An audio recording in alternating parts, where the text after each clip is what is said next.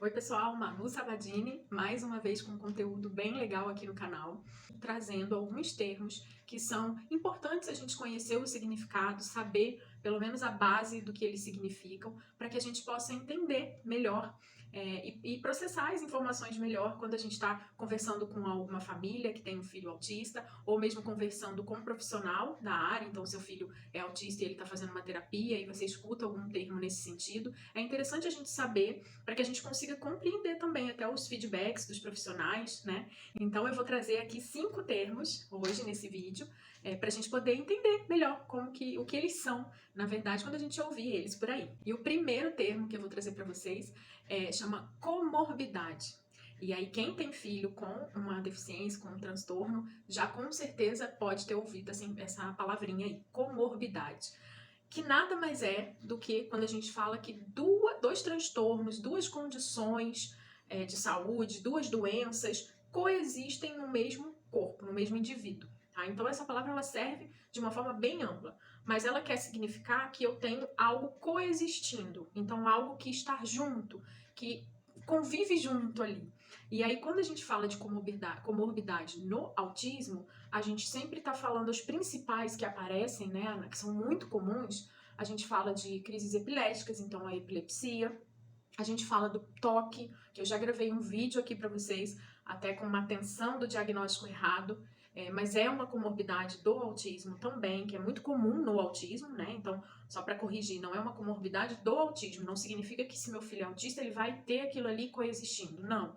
São transtornos e condições de saúde que são comumente associadas ao autismo, né? Então, a gente tem a epilepsia, a gente tem o toque, e aí eu já deixei o videozinho aqui falando sobre o autismo e toque, então é só entrar aqui no canal e dar uma olhadinha.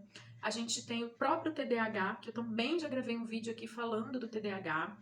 A gente tem o TAG, que é o transtorno de ansiedade generalizada. Então são transtornos que são muito comuns de coexistirem, de ter junto com o autismo. Não é que um causa o outro, ou vice-versa. O que acontece é que são comuns esses transtornos até pela questão do desenvolvimento, do neurodesenvolvimento daquele indivíduo. Tá? Então, comorbidade é sempre algo associado, que coexiste no mesmo indivíduo. O próximo termo é prosódia.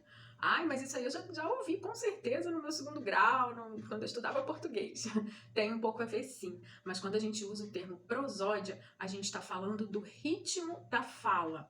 Então a gente está falando da entonação, da frequência, da altura que a pessoa usa a voz para se comunicar, que faz a comunicação oral. E eu tô gravando para vocês percebem que eu tenho uma entonação em algumas palavras. Dessa maneira, essa prosódia, então esse ritmo que a gente fala, a gente consegue expressar melhor as nossas intenções na comunicação e a gente consegue expressar sentimentos, emoções. Os autistas, eles têm grande dificuldade de manter esse ritmo. Então vocês devem perceber que tem alguns autistas que têm uma fala monótona, então ela tem a mesma entonação, ela não tem entonação, então ela tem a mesma frequência. Ou tem aqueles que entonam demais, mas entonam errado, e aí fica algo desregulado, desajustado na fala.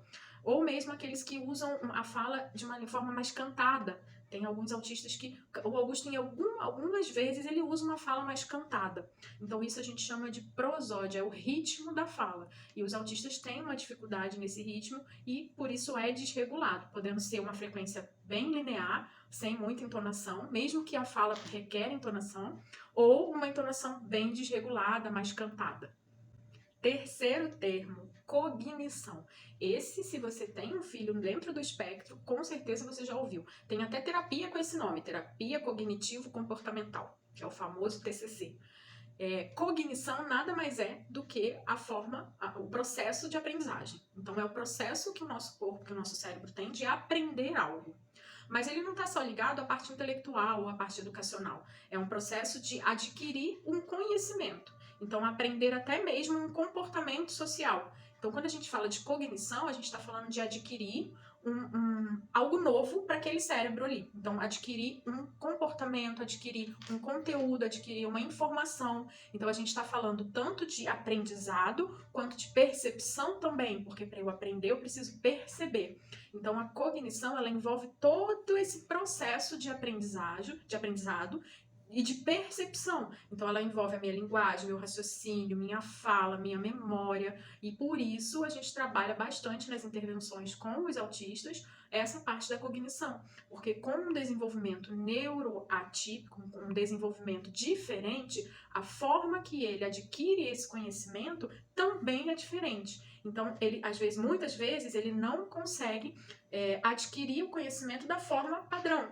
Eu vou dar um exemplo. As crianças neurotípicas, e a gente já vai falar sobre isso, elas conseguem aprender por imitação. Então, elas percebem o movimento e imitam ele. Os autistas já têm grande dificuldade nisso. Então, é um processo de adquirir uma informação e um conhecimento. É cognição. O quarto termo, eu já falei aqui, já trouxe para vocês num dos primeiros vídeos do canal, que eu falei sobre o que é o autismo. E aí não tem como desvincular esse termo do que é o autismo, que é o famoso TPS, Transtorno de Processamento Sensorial, que nada mais é do que uma dificuldade de processar as informações que chegam através dos nossos sentidos, então dos nossos órgãos de sentido, da nossa visão, da nossa audição, do nosso paladar, do nosso tato. A maioria dos autistas, eles apresentam um transtorno no processamento dessas informações que chegam. Então, essas informações, elas chegam no nosso cérebro e elas causam uma reação, um estímulo. Vamos falar, por exemplo, assim, vou dar um exemplo. Se passa alguém com perfume, você sente o cheiro daquele perfume.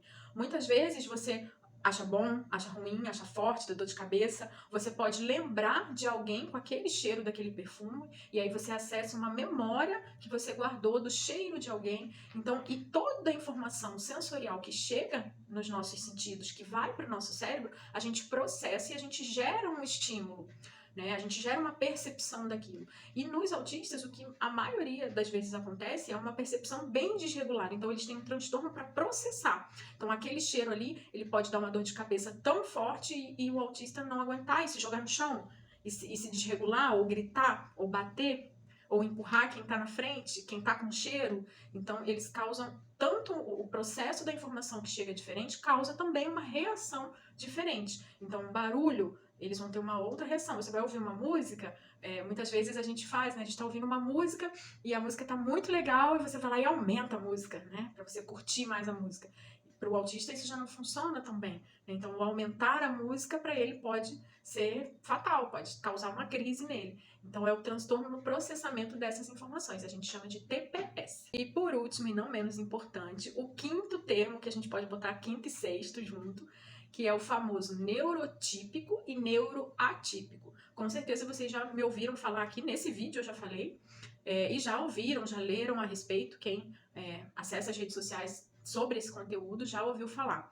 Nada mais é do que uma forma da gente designar o funcionamento típico ou atípico do nosso cérebro. Então, uma criança, um indivíduo que é neurotípico, significa que ele tende a ter um funcionamento neural, um funcionamento do cérebro dele, seguindo uma forma típica, padrão, uma forma mais usual, com mais gente usando da mesma forma. Vamos colocar assim. Então, o típico é algo que é comum, que é padrão. O neuroatípico significa que ele tem um desenvolvimento cerebral, então ele tem um desenvolvimento neural, mas que não segue aquele padrão. E aí, a gente não está falando que ele não é inteligente ou que ele não segue. A gente está falando de processamento das informações e de desenvolvimento neural. Então, ele tem o desenvolvimento, mas o desenvolvimento do cérebro dele, como o cérebro dele funciona, é de uma maneira diferente. Tem outro termozinho que se encaixa aqui da gente falar, que é o neurodivergente. Significa o quê? Que ele tem um funcionamento neural diferente. A gente pode colocar como um sinônimo do neuroatípico. Tem muita gente aí que fala que neurodivergente só pode ser usado para autismo, e aí tem uma briga. No final de tudo, significa a mesma coisa. É um desenvolvimento, um funcionamento do cérebro, um funcionamento neural diferente do padrão, do comum. E aí é o neuroatípico, o neurodivergente, tá bom? Pessoal, mais 5 palavrinhas que vocês aprenderam ligadas a todo esse mundo do autismo, do transtorno do desenvolvimento. Eu espero estar trazendo para vocês uma linguagem bem acessível, bem prática, porque esse é o meu objetivo aqui no canal. Se vocês tiverem dúvidas, podem deixar aqui, tá? Aqui embaixo no vídeo, que eu vou responder para vocês. Não se esqueçam de se inscrever, de ativar o sininho, para vocês sempre receberem esse conteúdo, tá bom? Um super beijo!